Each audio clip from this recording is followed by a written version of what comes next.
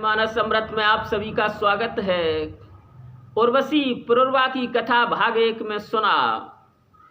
पुरुरवा के प्रेम से उद्वेलित होकर उर्वशी स्वर्ग से उतरकर महाराज पुरुरवा के उपवन में आ जाती है। उसने देखा अभी महाराज पुरुरवा से मिलने के लिए उनकी पत्नी महारानी औसीनरी भी आई हुई है। तो वो एक पेड़ की ओट में छुपकर बैठ जाती है। जैसे ही महारानी औसीनरी जाती हैं, उर्वशी प्रकट होती है। महाराज पुरुरवा उर्वशी को लेकर गंधमादन पर्वत पर चले जाते हैं। अपने मंत्रियों को ये संदेश देते हैं कि 1 वर्ष तक हम गंधमादन पर्वत पर पुत्रेष्ट यज्ञ करेंगे, क्योंकि हमारे कोई पुत्र नहीं है। आप 1 वर्ष तक राज्य की देखभाल करना। अब प्रतिष्ठानपुर, जो महाराज पुरुरवा की राजधानी है, उसका राजमहल, उसमें महारानी औसीनरी अपनी 2 सखियों के साथ बैठी है, जिनके नाम हैं निपुणिका और मदनिका। मदनिका महारानी औसीनरी के पास बैठी है, जबकि निपुणिका बाहर से आती है और एक संदेश देती है महारानी औसीनरी को कि आपके पति महाराज पुरुरवा उर्वशी को लेकर गंधमादन पर्वत पर चले गए हैं। अचानक महारानी के मुंह से निकल पड़ता है, तो वे गए। निपुणिका कहती है कि गए। उस दिन जब पति का पूजन करके लौटी आप प्रमद वन से संतोष हृदय में भर के, लेकर यह विश्वास रोहिणी और चंद्रमा जैसे हैं अनुरक्त आपके पृथ्वी महाराज। अब वैसे प्रेमासक्त रहेंगे, कोई भी न विषम क्षण होगा। अन्य नारियों पर प्रभु का अनुरक्त नहीं मन होगा। तभी भाग्य पर देव आपके कुटिल नियत मुस्काई। महाराज से मिलने को उर्वशी स्वर्ग से आई। निपुणिका ने कहा, महारानी, उस दिन जब उपवन से आप महाराज पुरुरवा का पूजन करके लौटी, तो बड़ी संतुष्ट थे हम लोग कि जिस प्रकार रोहिणी और चंद्रमा आपस में अनुरक्त हैं, वैसे ही महाराज पुरुरवा भी आपके प्रति अनुरक्त रहेंगे। लेकिन तभी आप जैसे ही लौटी, महाराज से मिलने के लिए उर्वशी ही स्वयं स्वर्ग से नीचे उतरकर आई। महारानी ने जब ऐसा सुना तो बोली कि जब उर्वशी आई तो फिर क्या हुआ? निपुणिका बोली, देवी, यह सब क्या अनुचरी कहेगी? महारानी, ये भी क्या मैं बताऊं कि उसके बाद क्या हुआ? उसे बताते समय मेरा हृदय गवाही नहीं देता, साहस नहीं पड़ रहा बताना। महारानी ने कहा, निपुणिका, पगली, कौन बिथा है जिसको नारी नहीं सहेगी? कहती जा सब कथा, अग्नि की रेखा को जलने दे। जलता है यदि हृदय अभागन का, उसको जलने दे। सानुकूलता कितनी थी उस दिन स्वामी के स्वर में, समझ नहीं पाती कैसे वे बदल गए क्षण भर में। ऐसी भी मोहिनी कौन सी परियां कर सकती हैं, पुरुषों की धीरता 1 पल में ही हर सकती हैं। महारानी औसीनरी ने कहा, निपुणिका, तू कह क्या हुआ था? ऐसी कौन सी व्यथा है, ऐसा कौन सा कष्ट है जिसे स्त्री ने नहीं झेला है, या वो नहीं झेल सकती, या वो उसे झेलना नहीं पड़ता? अगर मेरा हृदय जले तो जलने दे। तू कह आगे क्या हुआ? ये बता निपुणिका कि छला अप्सरा ने स्वामी को छब से या माया से? अप्सरा ने मेरे पति को अपनी सुंदरता से छला या माया की उनके ऊपर? निपुणिका ने कहा, सुनिए महारानी, उसने माया नहीं की, उसने अपनी सुंदरता से महाराज को छला। और किस तरह की सुंदरता थी, रामधारी सिंह दिनकर के शब्दों में देख रहे हैं। निपुणिका बोली, प्रगटी जब उर्वशी चांदनी में द्रुम की छाया से, लगा सर्प के मुख से जैसे मणि बाहर निकली हो, या कि स्वयं चांदनी स्वर्ण प्रतिमा में आन ढली हो, उतरी हो धरदे स्वप्न की विभा प्रमद उपवन की, उदित हुई हो या कि समन्वित नारी श्री त्रिभुवन की, कुसुम कलेबर में प्रदीप्त आभा ज्वालामय मन की, चमक रही थी नग्न कांति बसनों से छनकर तन की, हिमकर सिक्त कुसुममय उज्ज्वल अंग अंग झलमल था, मानो अभी अभी जल से निकला उत्फुल्ल कमल था। और कैसी थी महारानी वो उर्वशी, किसी सांद्र वन के समान नयनों की ज्योति हरी थी, बड़ी बड़ी पलकों के नीचे निद्रा भरी भरी थी, अंग अंग में लहर लाससी राग जगाने वाली, नर के सुप्त शांत सोडित में आग लगाने वाली। इस प्रकार उर्वशी जब प्रकट हुई, लगा जैसे सर्प के मुख से मणि ही बाहर निकली हो। ऐसा लगा जैसा कि चंद्रमा की किरणें ही सोने की प्रतिमा बनकर मानवी होकर के महाराज पुरुरवा के सामने खड़ी हो गईं। तो ऐसा कह करके निपुणिका चुप हो गई और शून्य में घूरने लगी। वहां मदनिका भी बैठी है, जो महारानी औसीनरी की दूसरी सखी है। तो उसे चुप देख मदनिका बोली कि निपुणिका चुप क्यों हो, कहिए, पर तुम कहो कथा आगे की। पूर्ण चंद्र जब आया, अचल रहा अथवा मर्यादा तोड़ सिंधु लहराया। निपुणिका चुप मत रहिए, आगे की बात बताइए कि जब पूर्ण चंद्रमा प्रकट हुआ तो समुद्र शांत रहा या उसमें ज्वार आया, वो लहराने लगा, क्या हुआ उस समय? निपुणिका ने कहा, सिंधु अचल रहता तो हम क्यों रोते राजमहल में, जलते क्यों उस भांति भाग्य के दारुण कोपा नल में। अगर समुद्र अचल ही रहता तो आज हमें रोना क्यों पड़ता। जैसे ही महाराज ने उर्वशी को देखा, महाराज ने देखा उर्वशी को अधीर अकुलाकर, बाहों में भर लिया, दौड़ गोदी में उसे उठाकर। जैसे ही महाराज ने उसे देखा तो दौड़े, अधीर हो गए, धैर्य खो दिया और उसे बाहों में भरकर गोद में उठा लिया। समा गई उर्बीच अप्सरा सुख संभार नतासी, पर्वत के पंखों सी लिपटी गिर मल्लिका लतासी। और वो अप्सरा भी महाराज के सीने में समा गई, वैसे ही जैसे कि बड़े पर्वत के पास छोटी पहाड़ी सटकर खड़ी हुई हो। और प्रेम पीड़ित नृप बोले, क्या उपचार करूं मैं, सुख की इस मादक तरंग को कहां समेट धरूं मैं। और प्रेम से पीड़ित महाराज पुरुरवा ने कहा, सुख की ये जो मादक तरंग है, मैं इसका उपभोग कैसे करूं। बोले आगे, प्राणों की मर आए मनोज्ञ मोहिनी, दुरंत विरह में नहीं झेलता रहा वेदनाएं क्या क्या दुस्सह में। दिवा रात उन निद्र पलों में तेरा ध्यान संजो कर, काट दिए आतप बरसा हिमकाल सतत रो रो कर। उर्वशी प्राणों की मणि है, प्राणों की ओज है तू, प्राणों का तेज है तू। तेरे विरह में मैंने क्या क्या वेदनाएं नहीं झेली, दिन रात उन्नीदी पलकों से रो रो कर समय गुजारा। धरते तेरा ध्यान चांदनी मन में छा जाती थी, चुंबन की कल्पना अंग में सिहरन उपजाती थी। मेघों में सर्वत्र छिपी मेरा मन तू हरती थी, और ओट लेकर विदुकी संकेत मुझे करती थी। तेरा ध्यान मेरे मन में चांदनी की उज्ज्वलता फैला देता था, प्रेम की एक किरण जगा देता था। और उर्वशी में सोचा करता था कि एक मूर्त में सिमट गई किस भांति सिद्धियां सारी। कब था ज्ञात मुझे इतनी सुंदर होती है नारी।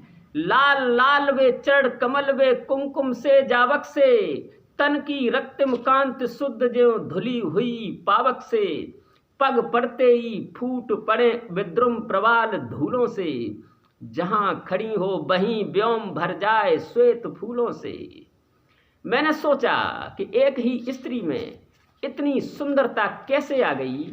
उर्वशी, आपके जो लाल लाल ये कमल रूपी चरण हैं, अगर धरती पर पड़े तो धूल में से फूल खिल जाएं, और जहां आप खड़ी हो जाएं वहां आकाश फूलों से भर जाए, इतने फूल खिल जाएं। नक्षत्रों के बीज प्राण के नभ में बोने वाली, ओ रसमयी वेदनाओं में मुझे डुबोने वाली। स्वर्ग लोक की सुधे अरियो आभा नंदन बन की, किस प्रकार तुझ तक पहुंचाऊं पीड़ा मैं निज मन की। तूने उर्वशी मेरे अंदर नक्षत्र लोक की कल्पना पैदा कर दी, रसमयी वेदनाओं में डुबो दिया। मैं सोचता था मैं अपनी पीड़ा तुम्हारे पास तक कैसे पहुंचाऊं उर्वशी।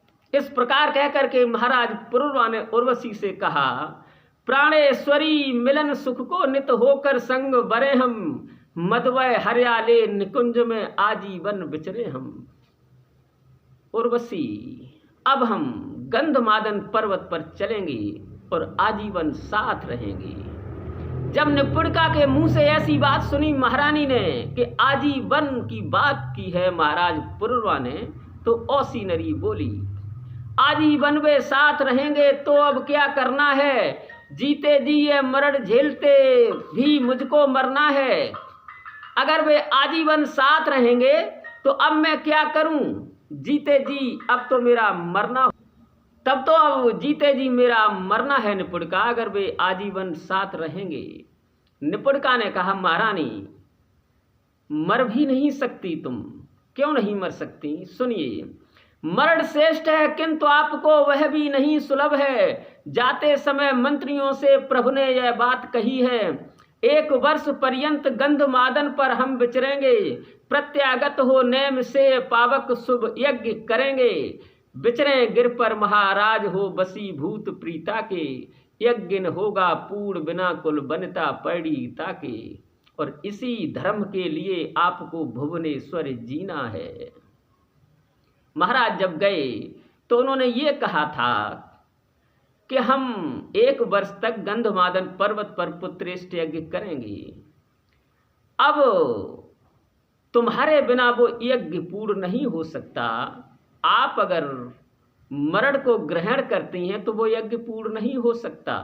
इसी धर्म के लिए आपको जीना पड़ेगा भुवनेश्वरी। औसी नरी ने कहा, हाय मरण तक जीकर मुझको हलाहल पीना है, अब तो जीते जी मुझे जहर पीकर रहना पड़ेगा। औसी नरी आगे कहती है, जाने इस गड़का का मैंने कब क्या अहित किया था, कब किस पूर्व जन्म में उसका क्या सुख छीन लिया था, जिसके कारण भ्रमा हमारे महाराज की मत को छीन ले गई अधम पापिनी मुझसे मेरे पति को। औसी नरी ने कहा, पता नहीं मैंने इस उर्वशी का कब क्या कैसा अहित कर दिया था, जिससे कि वो पापिनी मेरे पति को बहला करके मुझसे छीन ले गई, मुझसे दूर कर दिया। निपुणिका कहती है, दूर ही नहीं कर दिया, महाराज की बड़ी कृपा बरस रही है उसके ऊपर। कैसी कृपा बरस रही है, पर कैसी है कृपा भाग्य की इस गड़िका के ऊपर, बरस रहा है महाराज का सारा प्रेम उमड़कर। जिधर जिधर उर्वशी घूमती देव उधर चलते हैं, तनिक श्रांति यदि हुई बिजन पल्लव दल से झलते हैं। बड़ी कृपा है महाराज की, जिधर जिधर उर्वशी घूमती है उधर उधर महाराज जाते हैं। या कि राह जैसे विधु के पीछे पीछे चलता है, जैसे चंद्रमा के पीछे पीछे राह चलता हो, वैसे ही महाराज चलते हैं। जैसे फूलों के पीछे भ्रमर चलता हो, वैसे ही महाराज चलते हैं। बड़ी आश्चर्य की बात है। यहाँ पर निपुणिका एक बात कहती है, तपोनिष्ठ नर का संचित तप और ज्ञान ज्ञानी का, मननशील का मान गर्व गर्वीले अभिमानी का, सब चढ़ जाते भेंट सहज ही प्रमदा के चरणों पर, कुछ भी बचा नहीं पाता नारी से उद्वेलित नर। चाहे तपोनिष्ठ हो कोई, उसका सारा तप जीवन भर का संचित तप हो, स्त्री उसे खत्म कर देती है। प्रमदा स्त्री से पुरुष कुछ बचा नहीं पाता, संचित तप को उसे नष्ट कर देती है स्त्री। स्त्री एक माया है स्वयं ही। गोस्वामी तुलसीदास जी भी कहते हैं कि जप तप नियम जलाश्रय झारी, होय ग्रीसम सोसय सब नारी।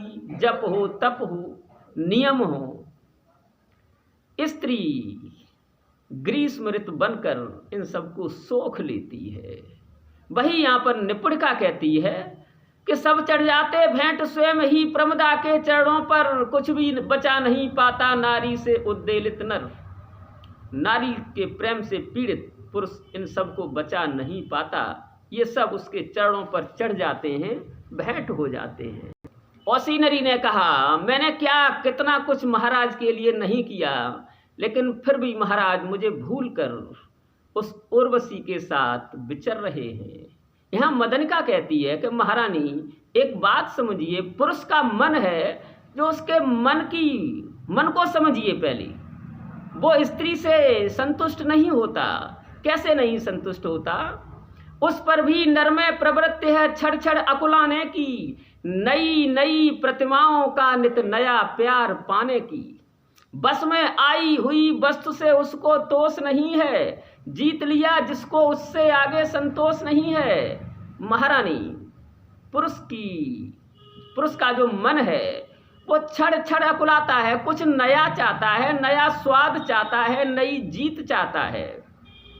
जो वस्तु उसके बस में आ जाती है उससे उसे संतोष नहीं होता, उसमें उसे आनंद नहीं मिलता।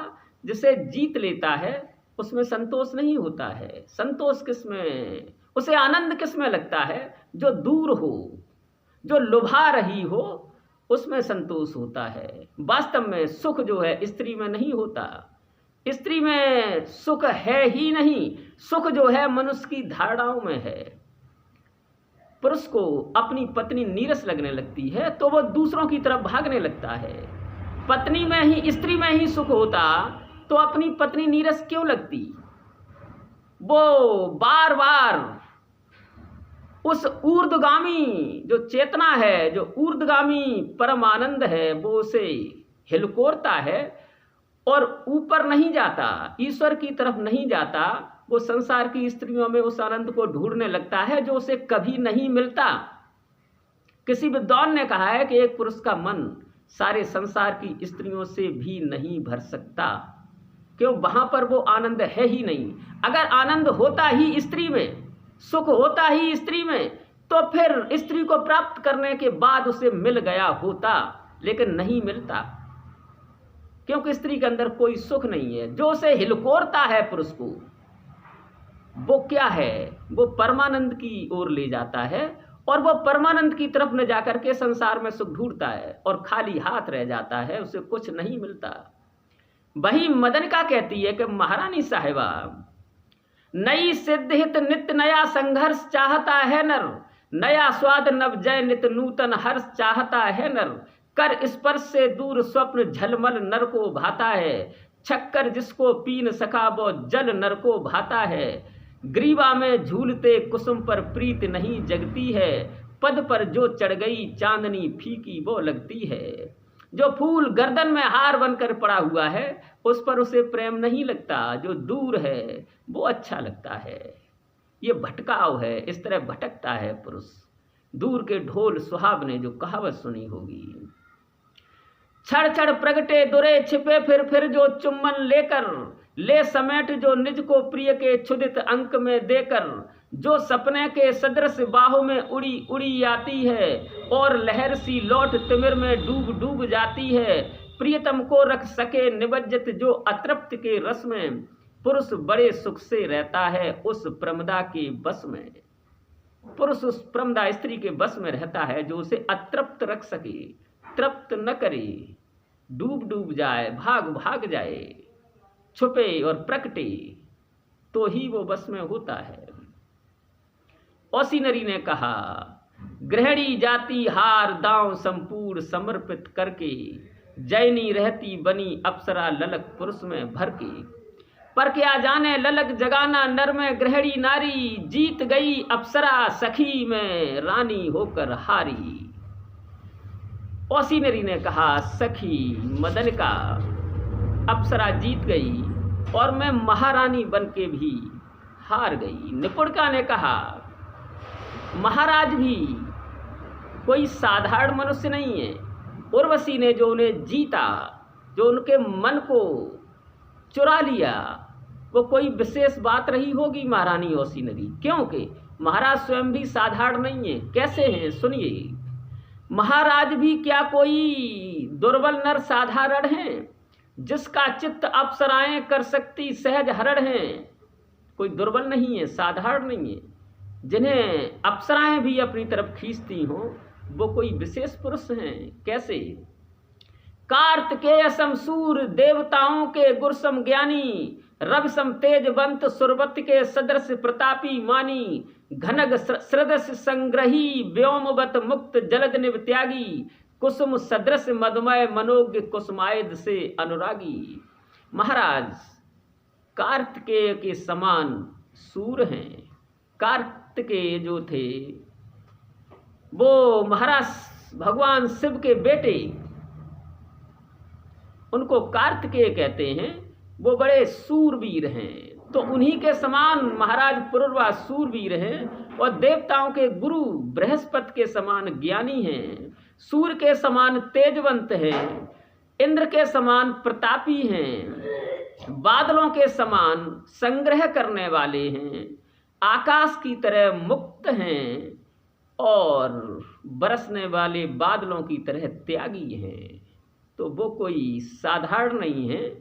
ऐसे नर के लिए नबामा क्या कुछ कर सकती है, कौन वस्तु है जिसे नहीं चरणों में धर सकती है। ऐसे पुरुष के लिए स्त्री क्या नहीं कर सकती, कौन ऐसी वस्तु है जो उसे नहीं दे सकती। ये सभी बातें हो ही रही थी निपुण का मदन का महारानी औसी नरी में। तभी कुछ सेवक आए और महारानी को सर नवा करके बोले, जय हो भट्टार के मार्ग भट्टारक को दिखलाने, जो सेवक थे गए आज वे नगर लौट आए हैं और आपके लिए संदेशा यह प्रभु का लाए हैं।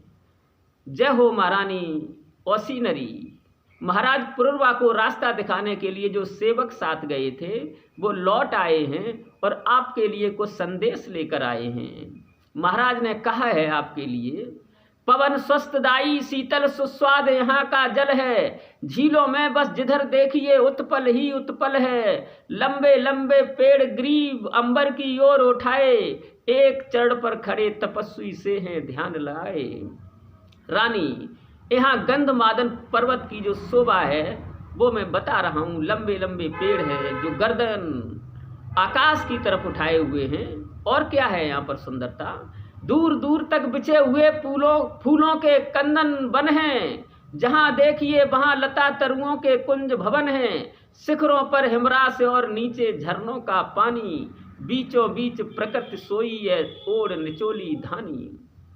इस तरह महाराज पुरुरवा ने महारानी के लिए संदेश भिजवाया कि यहाँ मैं पुत्रेष्ट यज्ञ के लिए आया हूँ, बड़ी सुंदरता है यहाँ पर, बहुत मग्न हूँ अतिशय मैं इस उपवन में, किंतु यहाँ भी कसक रही है एक लालसा मन में। प्रतिष्ठानपुर में भूखा स्वर्गीय तेज जगता है, एक वंशधर बिना किंतु यह सब सूना लगता है।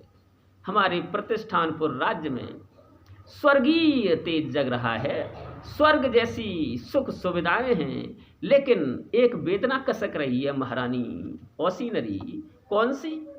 पुत्र पुत्र अपने गृह में क्या दीपक नहीं जलेगा? देवी, क्या अपने घर में कोई पुत्र नहीं होगा? देव दिव्य एल वंश क्या आगे नहीं चलेगा? करती रहे प्रार्थना त्रुटि हो नहीं धर्म साधन में, जहाँ रहूं मैं भी रत हूँ ईश्वर के आराधन में। तुम साधना करती रहना महल में बैठी, और मैं भी यहाँ गंधमादन पर्वत पर धर्म की साधना कर रहा हूँ, पुत्रेष्ट यज्ञ कर रहा हूँ। ये संदेशा भिजवाया महाराज पुरुरवा ने महारानी औसी नरी के लिए। सेवक ऐसा कह चले गए। निपुणिका बोली, सुन लिया संदेश आर्य? महारानी संदेश सुन लिया आपके लिए जो आया है। औसी नरी ने कहा, सुन लिया। हाँ, अनोखी साधना है, महाराज की साधना बड़ी अनोखी है।